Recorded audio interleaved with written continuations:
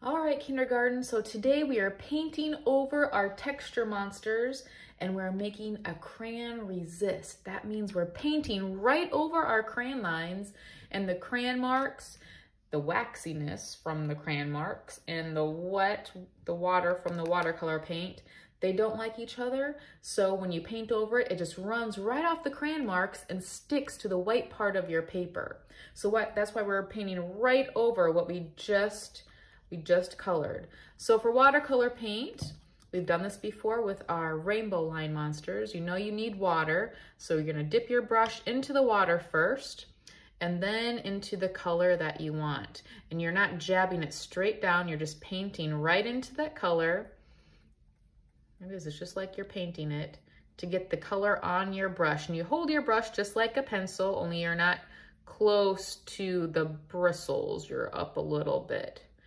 All right, once you have some paint on your brush, go ahead and paint. And do you see what's happening? See that? It's really fun to watch the paint slide off your marks. And some marks might be covered up by the paint, but that's okay. I think that just makes it look even more textured. When your paint starts to look kind of faded and it looks kind of dry, that it's not covering over the paper very well, it's time to get some more water. So just dip your brush back into the water and into the paint again and start painting. I'm gonna try to stay around my mouth. I don't wanna paint over my teeth or my eye. I wanna keep those white. So I'm gonna do my best to paint around those things. All right, now I wanna switch colors. I do not put my brush back into a different color until I clean it. So to clean it, I just swirl it in the bottom of my cup and just touch like this. Touch the edge of it to get some of the extra water off so it doesn't drip all over my project. And then dip into another color.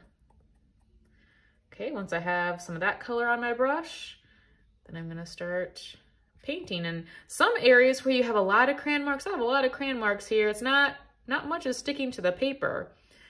The paint is just kind of bubbling and beading up into puddles, and that's okay too. It'll dry and there'll be some green marks there, but again, I kind of like how that looks. It looks different than how we usually paint. All right, clean my brush again. And you're gonna paint all of your features. You wanna use different colors. You want this to be a colorful texture monster. Ooh, that blue shows up really nice against that light yellow. See how fun that looks when you paint over it? I'm gonna move so my shadow doesn't cover that up and get some more paint on my brush. See how it just runs away, it just sticks to where there's more white paper. I think that looks really cool. All right, so you do that to every part of your monster. Remember with watercolor paint, if you paint right next to an area that's wet, like if I would clean my brush and say I wanted to paint orange right next to my blue, if it's wet and I paint right next to it, my brush touches the other color, it's gonna run together. And that's why we're gonna skip around and paint whatever, while this, I'm gonna wait and paint around this blue, wait for that to dry just a little bit, because I have other things to paint, like his arms and his legs, that's not next to any wet paint. And get those little, when you're trying to get into little spaces, remember you just use the tip of your brush and you just barely press down.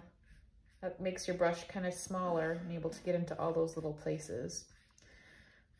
So paint all of your monster. If you want to leave a few things white, like the eye or the teeth or something, that's fine, but everything else needs to be painted. And then the last part is painting the background.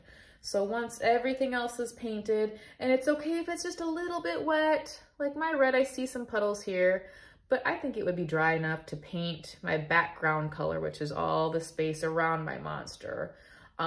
Whenever I get done painting, you really don't have to wait. You can go right to painting around your monster too.